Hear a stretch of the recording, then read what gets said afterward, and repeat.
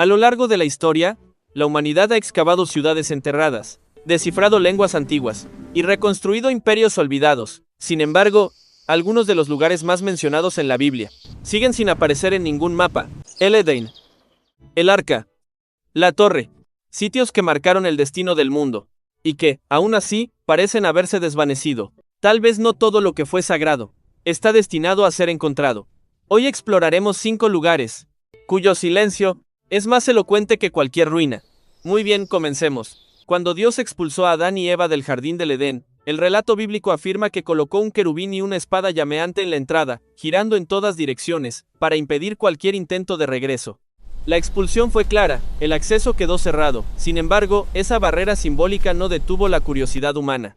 Durante siglos, arqueólogos, teólogos e incluso viajeros han intentado localizar el lugar donde, según el Génesis, comenzó la historia de la humanidad. La Biblia ofrece una descripción geográfica sorprendentemente específica. Señala que el Edén estaba al oriente y menciona 4 ríos que lo rodeaban. También afirma que, en medio del jardín, se encontraban 2 árboles únicos, el árbol de la vida y el árbol del conocimiento del bien y del mal. Fue este último el que cambió el destino humano. Eva aceptó su fruto, a pesar de la advertencia divina. El acto no solo simbolizó desobediencia, sino el inicio de una nueva condición para la humanidad. Desde entonces, el Edén dejó de ser un hogar. Se convirtió en un misterio, y muchos estudiosos actuales ponen en duda que el jardín del Edén haya sido un lugar físico real. Para ellos, el relato del Génesis funciona más como una historia simbólica, creada para explicar de dónde venimos, por qué existe el sufrimiento y cómo comenzó la experiencia humana tal como la conocemos. Desde esta mirada, el Edén no sería un sitio en el mapa, sino una poderosa narración con significado espiritual y cultural. Sin embargo, no todos piensan así. Algunos arqueólogos e investigadores siguen preguntándose si detrás de una de las historias más famosas de la Biblia podría esconderse un escenario histórico verdadero.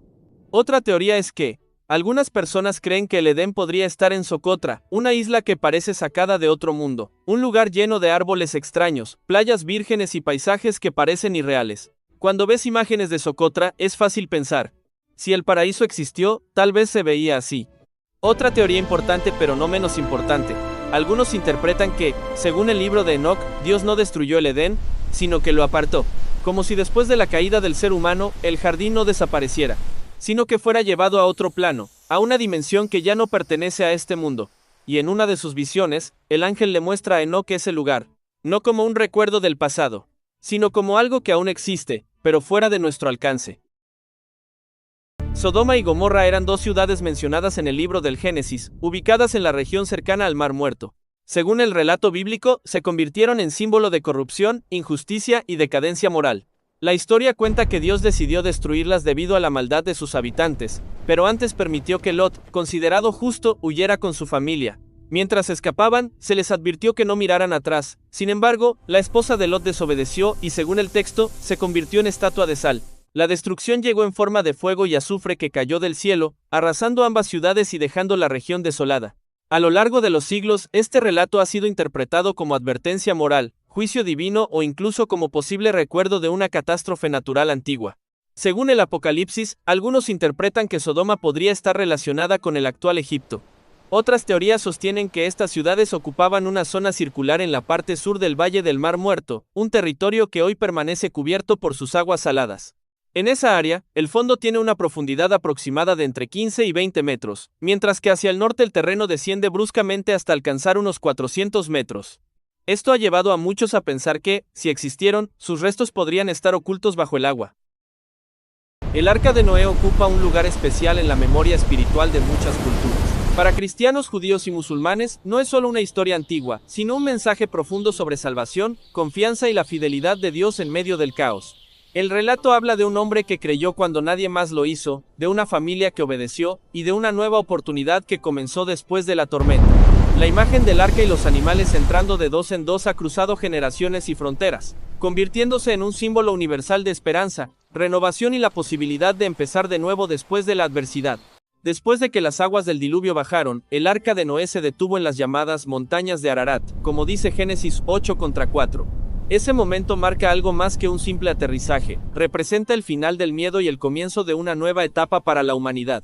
Pero ¿dónde están exactamente esas montañas? Ahí comienza el misterio. Ararat podría referirse no solo a una montaña específica, sino a toda una región. Por eso, durante años, creyentes, aventureros y exploradores han mirado hacia el monte Ararat, en Turquía, con la esperanza de encontrar alguna señal del arca. Ha habido relatos, fotografías y expediciones llenas de emoción y expectativa. Sin embargo, hasta hoy no existe una prueba definitiva que confirme que el arca esté allí.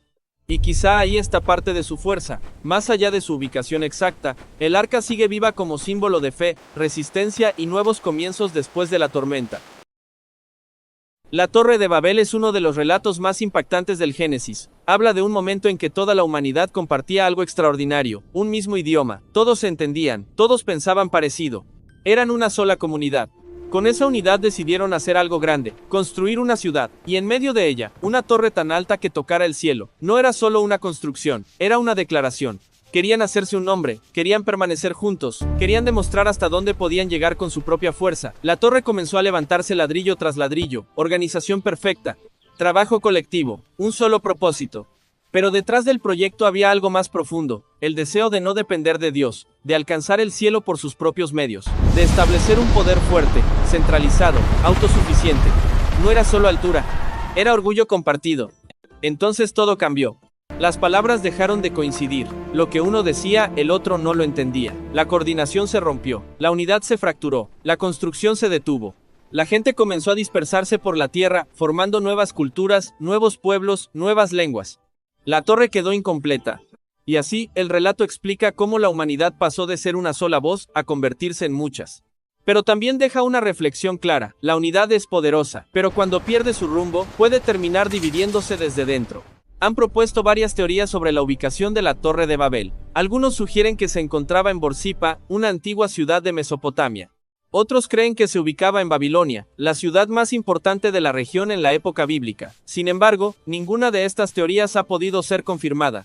No existe evidencia arqueológica de la existencia de la Torre de Babel, por lo que muchos creen que se trata de una historia mitológica.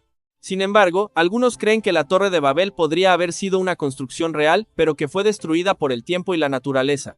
La historia de la Torre de Babel nos enseña que la humildad y la cooperación son fundamentales para el desarrollo humano. Los hombres en la historia quisieron construir una torre para alcanzar la divinidad, pero Dios confundió sus lenguas para detener su arrogancia. Esta historia nos recuerda que debemos trabajar juntos y ser humildes para alcanzar nuestras metas. Si te gustó, suscríbete, así llegaremos a más.